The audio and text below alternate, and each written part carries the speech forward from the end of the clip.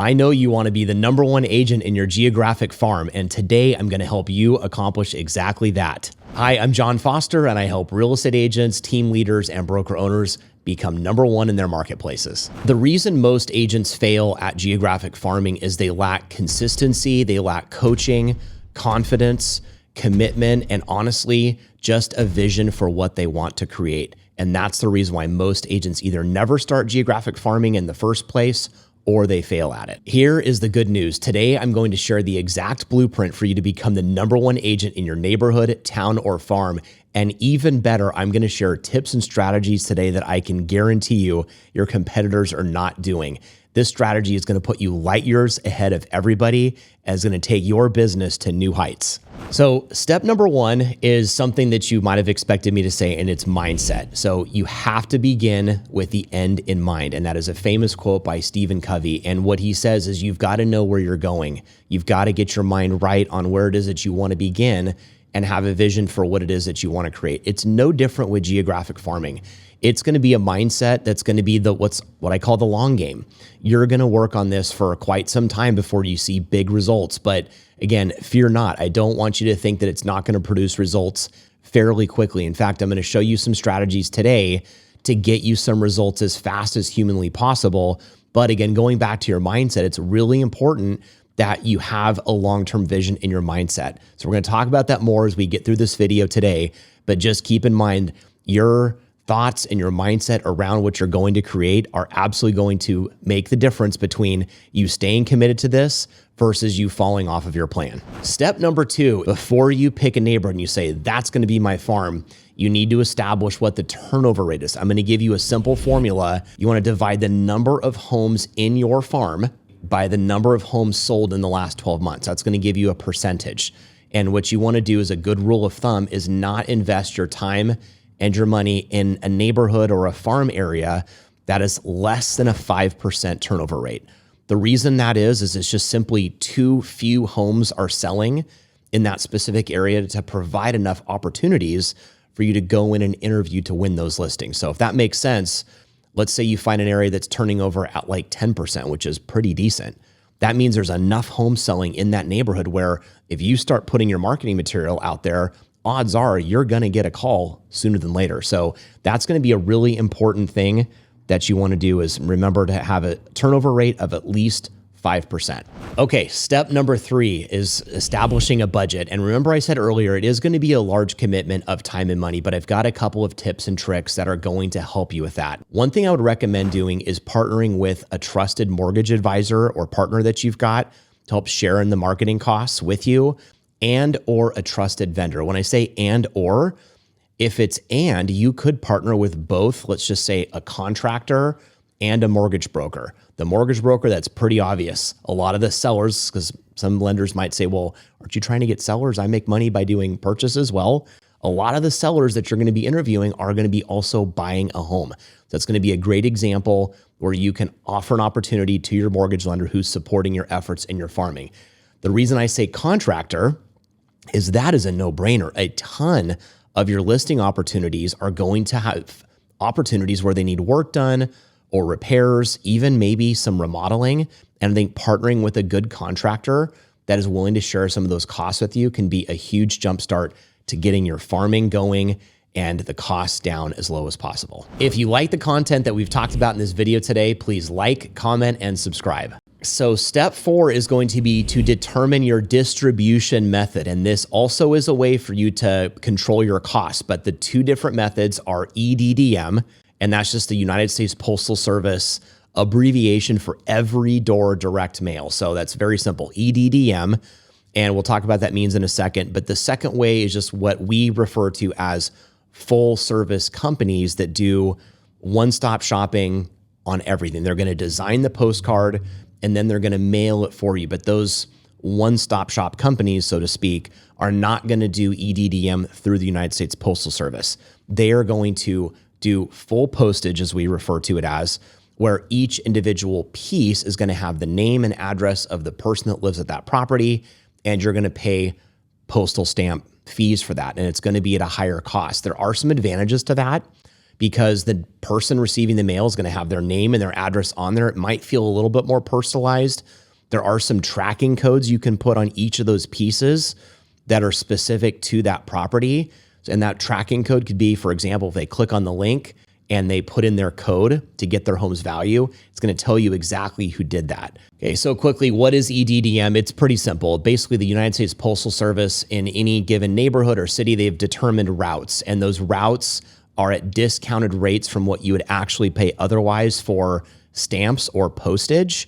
And those routes are what are called bulk mail routes. So when you have your pieces from your printer, you're going to bundle them or rubber band them with the route like label on the front, and the postman's going to grab that little bundle and deliver to that route. And they're going to grab the next bundle and go to the next route and the next route and the next route. So when you want to mail to, let's just say 10,000 homes, which we're doing more than that per month, here, you're just going to have multiple routes and multiple bundles. But the advantage there is the cost savings is dramatically reduced. Now, the disadvantage is you're paying for local printing, typically local printing where you can pick it up. That's going to cut down a lot of cost. And then you're also going to have to work with someone in your office, if you don't do it yourself, to bundle all these things, put the route labels on, put the rubber bands on, load the boxes in your car, and then take them to your local post office. So there's more work and time involved, but the cost savings is pretty huge. So that's the difference between EDDM versus the full service, full rate postage marketing route. This is critical because step 5 is you need to put a lot of creativity, thought, and critical thinking into your messaging. So we're going to show you some examples, but remember, the whole point of direct mail, if there's nothing else you get from this video, this is the most important thing. The whole point from your direct mail is to do what? It's to generate a response. You want people to grab the postcard and either laugh, get excited, see an offer or a unique sale proposition of something they've never seen before, which results in them picking up the phone and saying, based on this postcard you sent me, I had to call you to get more information. So keep that in mind. My advice is to come up with 3 focus areas within your messaging. And let's go through what those 3 are. Number 1 is going to be what we call proof of production. So you can see an example of one of our proof of production postcards. It's pretty simple. You're just showing your geographic farm area that you sell homes and you sell them at record prices. You sell them in record numbers of days closed. You sell them with record numbers of offers. Whatever it is that you're doing that you feel stands out, is special, is unique, is impressive, you want to show that you are a successful agent. Number 2, we call this a USP campaign. So what is a USP campaign? It's your unique selling proposition. I can show you a couple of the ones that we do and we've done for many, many years. One of the ones that we've done is called buy before you sell. Why is that? Well, we know that many of the homes that we list, they're selling to downsize or they're selling to move up. Maybe their home needs work. Maybe their home is cluttered. Maybe their home has crayon marks all over the wall from their 3-year-old and they know they can't get top dollar, but they need to buy a replacement home. The reason they haven't called a realtor yet to sell their property is they haven't figured out how to solve that problem. Well, if you've got a program with a local lender or a bridge loan or one of these third-party companies that offers a buy before you sell product, great. We get the call, we offer them the solution, they buy a replacement property, we're able to now put their home in the market, it's now vacant, we can do any repairs, painting, anything that's needed to sell the home for top dollar, and then we can list it and get top dollar for that property. So it's a great USP to offer them, and you will get tons of phone calls on that.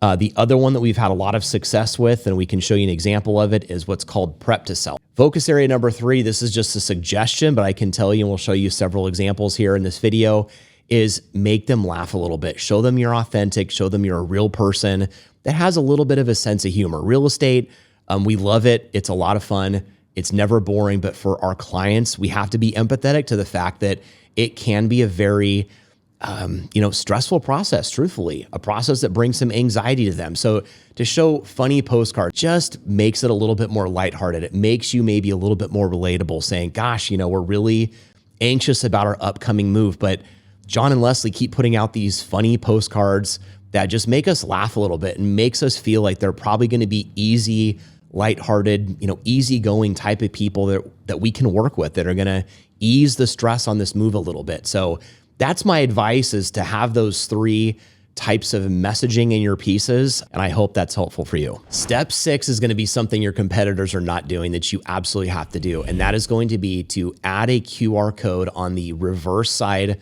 which is going to be the same side, so the reverse side of your message, whatever your message is, and that QR code needs to go to either a third-party home valuation website. If you want to book a call with me, I can give you an example of a few of them that worked very well for us, or at the very least, it should go to a contact you on your website, something like that. My recommendation, though, is that third-party website needs to be interactive, where it puts that prospect into your CRM with their name and address, and that would be like a forced registration. So you're going to force them to register, and I mean that in a good way.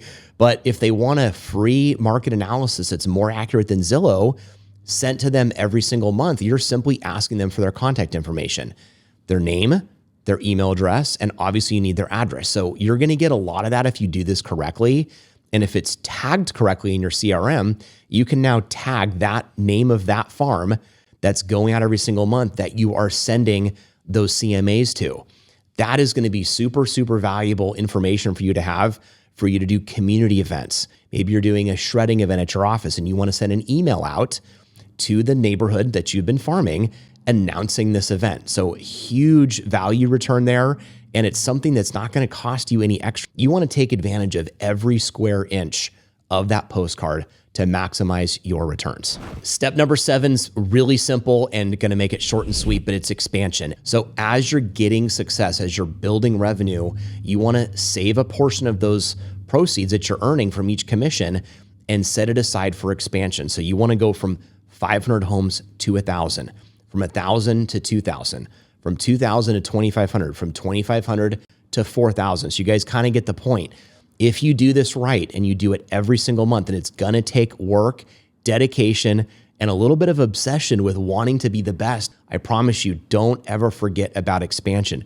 Don't just stick with that 500 home farm. It's not big enough for you to achieve the results that you want. So remember, as you're being successful and as you're gaining more recognition, visibility, and traction, always continue to expand. And don't forget, what was the magic number for turnover rate? 5%. That's right. Good job. So keep in mind, as you're expanding, make sure the areas you're expanding to have a minimum turnover rate of 5%. Step 8, this is the last step in your marketing plan, and it's pretty simple, but it's multi-channel marketing. And I know I've talked about geographic farming, which is direct mail, but to really fuel your geographic farming efforts, multi-channel marketing means you want to be seen everywhere in your town. Let's just say you've worked your way up to farming 5,000 homes a month. Well, that's probably a good time to expand onto the shopping carts and the bus benches, maybe the billboards. If you've got a local city or hometown newspaper, whatever you're doing the effort anyway to create your marketing piece, take that same marketing piece and put it in your hometown newspaper. We'll show you an example of what ours looks like. But again, you are being seen everywhere, at the grocery store, when they're driving around their car, on the bus benches, on the newspaper ads, whatever it is, but you're seen everywhere. Consumer behavior is to choose top of mind. So remember that. And remember that as you continue to pour more marketing dollars into these different efforts, you will see a return. So a lot of this is a coachable moment. A lot of this has to do with sequence and timing. If you want to book a call with us, we can walk you through exactly what we've done, how we've done it, and how we've been able to dominate our local marketplace. I really appreciate you watching this video today. My hope is that you now are excited more than you ever been before about starting a geographic farm and actually seeing how you can become the #1 agent in your marketplace.